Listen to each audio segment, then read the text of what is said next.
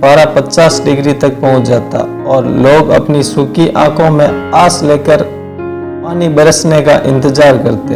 इतिहास की खिड़की से झांककर देखे तो पता चलता है मानसून की बेदरकी और बेदर्मी के कारण पश्चिमी राजस्थान में अकाल बार बार उद्यम मचा रहा था। उस अकाल को लेकर एक बहुत ही मशहूर कहावत थी कि तीजो कुरियो आठवो काल, यानी हर तीसरे वर्ष अर्धकाल और हर 8वें वर्ष एक भीषण अकाल पड़ता ही था। इसलिए गांव के लोग अकाल को अनखावना पावना यानी अनवेलकम गेस्ट कहा करते थे। राजस्थान ने कई भीषण अकाल देखे, लेकिन सबसे खतरनाक और खूंखार अकाल था छपनी अकाल, जिसने लोगों को पेड़ की छाल तक खाने को मजबूर कर दिया था। लोगों के शरीर ऐसे सूख गए थे कि एक एक हड्डी साफ गिनी जा सकती थी। कमजोरी इतनी थी कि लोग अपने घर के आंगन में खूंटे गाड़ दिया करते थे, जिससे उनकी सहारा लेकर खड़ा हो सके, बैठ सके। अपनी प्रजा का पेट भरने के चक्कर में कई बड़ी बड़ी रियासतें कर्ज के बोझ तले दब गई। उस वक्त भारत में अंग्रेजों का शासन हुआ करता था। एक तरफ अंग्रेजी हुकूमत का अत्याचार और दूसरी तरफ अकाल की भीषण तबाही। लेकिन इस दोहरी मार के कारण भी हमारे बुजुर्गों ने जो कुछ नहीं हारा था वह था जिंदगी जीने का जज्बा व हिम्मत। दोस्तों, आज की इस रिपोर्ट में मैं सुनाऊंगा छपनी अकाल की कहानी उन भामाशाहों की जिन्होंने अपना सब कुछ लुटा दिया ताकि भूख से तड़पती जनता को बचाया जा सके। कहानी हमारे मरुभूमि के लोगों के खतरनाक जज्बे की, जिन्होंने बेहद खतरनाक हालातों में भी हार नहीं मानी। आखिरकार अकाल को ही हारना पड़ा। इस अकाल के बारे में बड़े बूढ़े तो जानते हैं, लेकिन आज की पीढ़ी को ना अकाल के बारे में बुजुर्गों के संघर्षशीलता के किस्से मालूम है। इतिहास के पन्नों पर पड़ी इस धूल को हटाने और दुनिया के सामने लाने में मैंने एक रिपोर्ट बनाई है। 2 लाख वर्ग किलोमीटर में फैला थार का मरुस्थल ये दुनिया का 9वां सबसे गर्म मरुस्थल है। इसलिए इसका सबसे विस्तृत इलाका मिला है पश्चिमी राजस्थान को। कुदरत ने इसको कोई नदी नहीं दी थी, इसलिए जनता पूरी तरह बारिश के पानी पर निर्भर थी। लेकिन 1899 में मानो बादलों ने न बरसने की कसम खा ली थी और उसी साल शुरू हुआ सबसे खतरनाक छपनी अकाल का सितम। दोस्तों, वो साल था 1899, लेकिन विक्रम संवत थी 1956, इसलिए इस काल को छपनी अकाल कहा गया।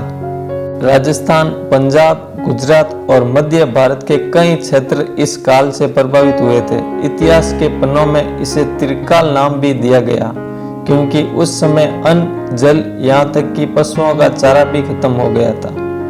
अंग्रेजों ने इस काल को द ग्रेट इंडियन फेमाइन 1899 कहा। साल 1899 में बारिश की एक बूंद भी इस मरुभूमि पर नहीं पड़ी। धरती इतनी सूख गई कि जुताई तक नहीं हो सकी। पीने को ना पानी था, खाने को ना अनाज। अनाज खत्म हो गया तो लोगों ने एक दिन छोड़कर एक दिन खाना शुरू कर दिया। पेट भरने के लिए रोटियां खाने की जगह राबड़ी पीकर दिन काटने लगे। जब वो भी खत्म हो गई तो ककड़ी व मतीरे के बीजों को बुनकर खाया गया। उस जमाने में बेर बहुत हुआ करते थे, तो बेर खाकर भूख मिटाई। जब बेर खत्म हो गए तो गुठली का चूरन बनाकर पानी के साथ पी जाते और पेट भरते। गर्मियों में खेजड़ी की फलियां यानी संगरियों के पकने पर जो खोखे बन जाते थे, उन्हें खा कर पेट भरते थे। धीरे धीरे दिन बीतते गए, खाने के विकल्प भी समय के साथ समाप्त होते गए। लोगों ने खेजड़ी की छाल का चूरन बनाकर पानी के साथ पीना शुरू कर दिया था। सब कुछ किया ताकि जान बच जाए, लेकिन भूख ने लोगों के तन को चूसना शुरू कर दिया था।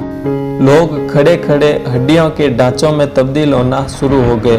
वो दौर ऐसा था जब लोगों के कमर में बंधी तागड़ी पर चांदी के सिक्के बंधे रहते थे, लेकिन उसके बदले कोई एक मुट्ठी अनाज देने को तैयार नहीं था।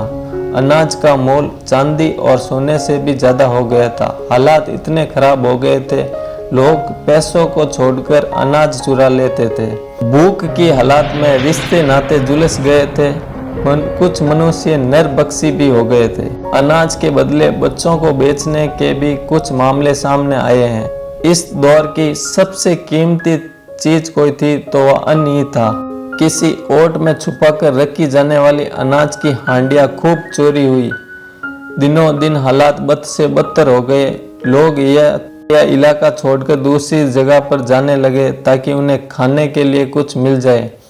माँ बाप से उनके बच्चे बिछुड़ गए। गांव के गांव खाली हो गए। अकाल में जनता को त्राही त्राही देखकर कई रियासतों के राजाओं ने जनता के लिए खजाने खोल दिए। इसमें एक थे गोपाल सिंह खरवा। इनको अपने शासन काल के दूसरे वर्ष ही अकाल का सामना करना पड़ गया, लेकिन जनता को बचाने के लिए उन्होंने जगह जगह लंगर लगवाए और लोगों को खिचड़ी व उबले हुए चने बंटवाए। जब पैसा खत्म होने लगा तो इन्होंने अजमेर व बियावर के सेठों के यहाँ अपने कई गांव गिरवी रख दिए थे, लेकिन अकाल था कि खत्म होने का नाम ही नहीं ले रहा था। खजाना खाली हो गया। गोपाल सिंह ने अपने जेवर तक गिरवी रख दिए, लेकिन ना तो उन्होंने मदद के लिए अपने हाथ को रोका, ना ही अंग्रेजों के आगे हाथ फैलाई। इसलिए उन्हें अकाल का हीरो और राजस्थान के महान क्रांतिकारी कहा जाता है। मारवाड़ी सेठ भगवान दास की पत्नी ने भी चूरू में पानी की कमी को दूर करने के लिए एक जोहड़ बनाया, जिसे सेठानी का जोहड़ भी कहा जाता है। बीकानेर समेत कई राजाओं ने अपनी प्रजा के लिए मुफ्त खाने की व्यवस्था की, लेकिन उस वक्त ना कोई फोन था, ना कोई दूसरा साधन। जनता को यह पता ना चल सका कि उनके लिए राहत कैंप लगवाए गए हैं, इसलिए लोगों को राहत कार्य का फायदा तक नहीं मिल पाया। लोग काल के काल में समाते गए। कहा जाता है करीब 10 लाख लोग इस काल के कारण मारे गए, लेकिन कुछ इतिहासकर्ता बताते हैं कि 40 से 45 लाख लोगों की जान चली गई। उस जमाने में खूब लूटखोरी हुई। कुछ सेठों ने हालात के फायदे उठाए और गरीब मजदूरों को एक एक रोटी के सहारे दिन भर काम करवाया और अपनी आलीशान हवेलियां बनवाई। और वहीं अंग्रेजों को भारत की जनता से कोई मतलब भी नहीं था। एक अनुमान के अनुसार राजस्थान रियासतों की 25% जनता इस अकाल में मारी गई थी। छपनिया काल का एक किस्सा बड़ा मशहूर है, जिसके मुताबिक एक किसान ने अनाज की कमी और भूख से परेशान होकर खेजड़ी की सांगरी के बदले अपनी पत्नी को ही किसी और को सौंप दिया।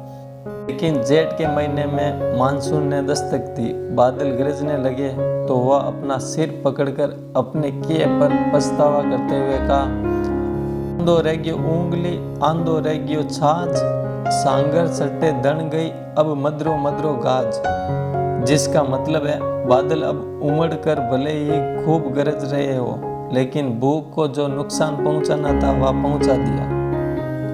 जो लोग अपने घर को छोड़कर दूसरे शहरों में बस गए थे, उन्होंने व्यापार करके खूब पैसे कमाए।